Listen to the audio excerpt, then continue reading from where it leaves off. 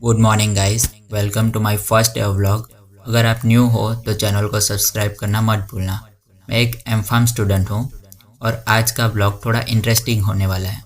कल रात हमें डिपार्टमेंट के एचओडी का मैसेज आया था कि कल सबको कॉलेज आना है और प्रॉब्लम ये थी कि हम लास्ट 2 दिन से कॉलेज नहीं गए थे। तो आज देखते हैं क्या होता है। चलो शुरू करते हैं।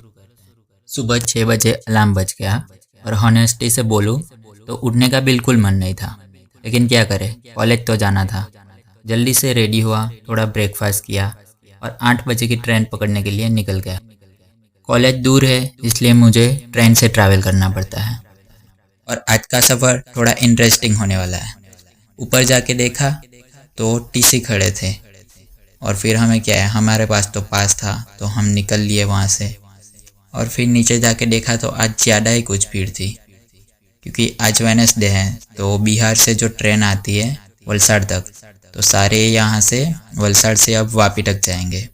तो हम आज जनरल में नहीं जाएंगे, आज हम स्लीपर में जाएंगे।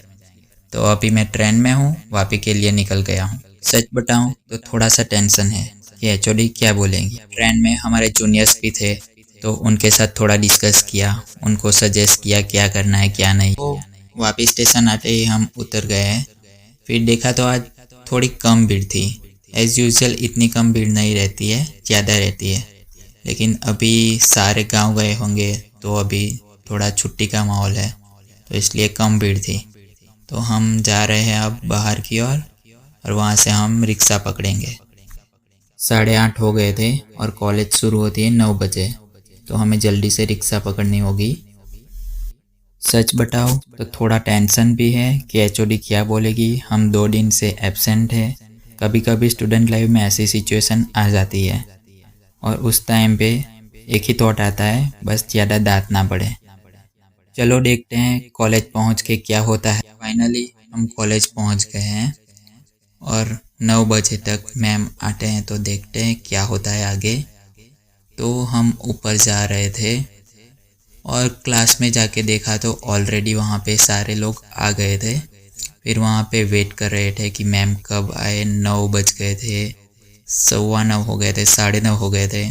फिर वेट कर कर के हम लैब में देखा, मैम के डेस्क पे जाके देखा तो मैम आए नहीं थे। तो फिर हमने सोचा कि जो मिड सेम आने वाली है उसका सिलेबस सब्जेक्ट टीचर को पूछ ले। तो सारे गए थे ईच सब्जेक्ट टीचर के पास और सिलेबस क्या क्या होने वाला है और क्या इम्पोर्टेंट है वो सारा पूछ लिया था और फिर वो हमने नोट डाउन कर लिया था।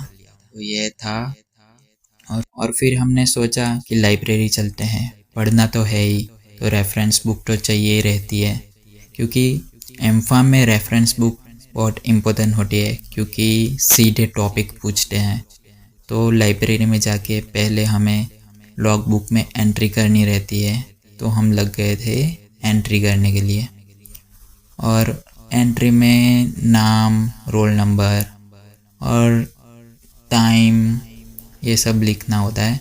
फिर हमने जाके देखा कि कुछ नई जर्नल्स आई है क्या, तो हमें एक मिल गई थी, pharma analysis and quality assurance. क्योंकि हमारा सब्जेक्ट है फार्मास्यूटिकल क्वालिटी एश्योरेंस, तो क्वालिटी एश्योरेंस की हमने जो भी नई जर्नल्स आई थी वो पढ़ के रखी थी। तो ये एक नई थी तो वो भी कलेक्ट कर ली और फिर जो रेफरेंस बुक थी वो भी कलेक्ट कर ली।